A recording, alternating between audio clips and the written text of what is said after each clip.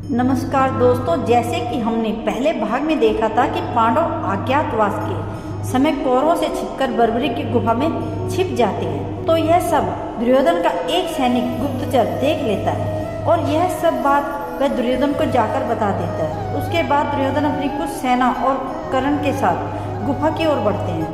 तो जैसे ही वह गुफा के वहां पहुंचते हैं तो उनका सामना बर्बरीक से हो जाता है। तो वह बर्बरीक को बोलते हैं कि आप मेरे रास्ते से हट जाइए, मुझे इस गुफा के अंदर जाने दीजिए।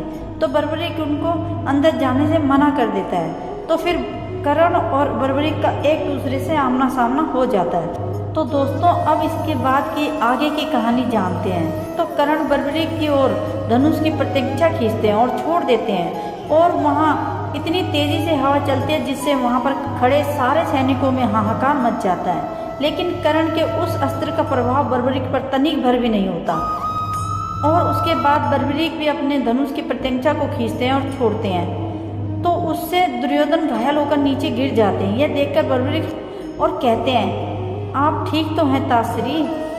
इससे दुर्योधन को बहुत गुस्सा आता है और वह कर्ण को बोलते हैं, इस बालक को यम के पास पहुंचा दो।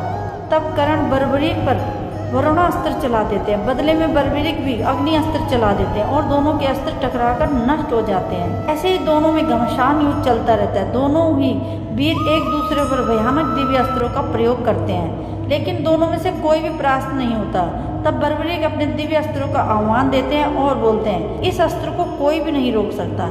लेकिन बर्बरीक अपना दिव्य अस्त्र कर्ण के बजाय दुर्योधन की ओर छोड़ते हैं और महारथी कर्ण अपने द्वारा उसे रोकने का प्रयास करते हैं, पर उसे रोक नहीं पाते। यह देखकर महारथी कर्ण स्वयं दुर्योधन के सामने आकर खड़े हो जाते हैं। फिर जब वह दिव्य अस्त्र कर्ण से टकराने वाला ही होता है, तभी उनका दिव्य कवच प्रकट हो जाता है और उस कवच से टकराकर वह अस्त्र नष्ट हो जाता है। ये देखकर बर्बरीक को आश्चर्य होता है और वह मन ही मन सोचते हैं, यह कैसे संभव हो सकता है। इस दिव्य अस्त्र को तो केवल इंद्र का वज्र ही रोक सकता था। तब बर्बरीक क्रोध में आकर भगवान शिव जी का स्मरण करके अपने तीनों अमोघ शक्तिशाली बाणों को महारथी कर्ण पर छोड़ने वाले होते हैं। में ही वहां पर श्री कृष्ण जी आ जाते हैं और वह बर्बरीक से कहते हैं, पुत्र तुम उनके मार्ग से हट जाओ और जो भी भ्राता दुर्योधन देखना चाहते हैं उन्हें देखने दो। तब दुर्योधन और कर्ण अंदर जाते हैं, लेकिन वहां पर कोई भी नहीं मिलता, क्योंकि भगवान श्री कृष्ण ने अर्जुन को अपनी माया से अदृश्य कर दिया था। लेकिन दोस्तों, आपको क्या लगता है कि यदि बर्बरीक ने कर्ण पर भगवान शिव के दिए हुए अपने तीनों अमोघ शक्तिशाली बाणों को चला दिया होता तो क्या होता?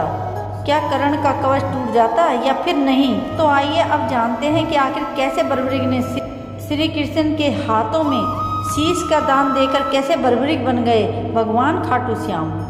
दोस्तों, महाभारत का युद्ध शुरू होने को था।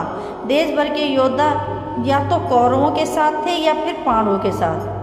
इसी बीच महाबली भीम के पुत्र बर्बरीक भी कुरुक्षेत्र की ओर बढ़ रहे थे। बर्बरीक महाभारत काल का सर्वश्रेष्ठ धनुर्धर था। युद्ध के मैदान में भीम पुत्र बर्बरीक दोनों खेमों के माध्यम एक पीपल के वृक्ष के नीचे खड़े हो जाते हैं और ये घोषणा कर डालते हैं कि मैं उस पक्ष की तरफ से युद्ध लड़ूंगा जो हार रहा होगा। भीम के पुत्र बर्बरीक के समक्ष जब अर्जुन तथा भगवान श्री कृष्ण उनकी वीरता का चमत्कार देखने के लिए उपस्थित हुए, तब बर्बरीक ने अपनी वीरता का छोटा सा नमूना मात्र ही दिखाया। श्री कृष्ण ने कहा, यह जो वृक्ष है इसके सारे पत्तों को एक ही तीर में छेद दो तो मैं मान जाऊंगा। बर्बरीक ने आगे लेकर तीर को वृक्ष की ओर छोड़ दिया। जब तीर एक एक कर सारे पत्तों को छेदता जा रहा था, उसी दौरान एक पत्ता टूट कर नीचे गिर पड़ा और श्री कृष्ण ने उस पत्ते पर पैर रखकर उसे छुपा लिया कि यह छेद होने से बच जाएगा। लेकिन सभी पत्तों को छेदता हुआ है तीर श्री कृष्ण के पैरों के पास आकर रुक गया। तब बर्बरीक ने कहा, प्रभु आपके पैर के नीचे एक पत्ता दब गया है, कृपया पैर हटा लीजिए, क्योंकि मैंने तीर को सिर्फ पत्तों को छेदने की आज्ञा दे रखी है, आपके पैर को छेदने की नहीं। उसके इस चमत्कार को देखकर कृष्ण चिंतित हो गए। भगवान श्री कृष्ण ये जानते थे कि बर्बरीक प्रतिज्ञावश हारने वाले का साथ ही देंगे।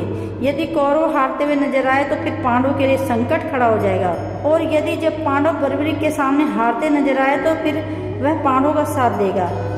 इसी तरह वह दोनों ओर की सेना को एक तीर से ही खत्म कर देगा। दोस्तों, आपको यह वीडियो कैसा लगा कमेंट करके जरूर बताइएगा। यदि आप लोग भी भगवान श्री कृष्ण को सच्चे दिल से मानते हो तो इस वीडियो को लाइक और हमारे चैनल को सब्सक्राइब जरूर करें। धन्यवाद दोस्तों।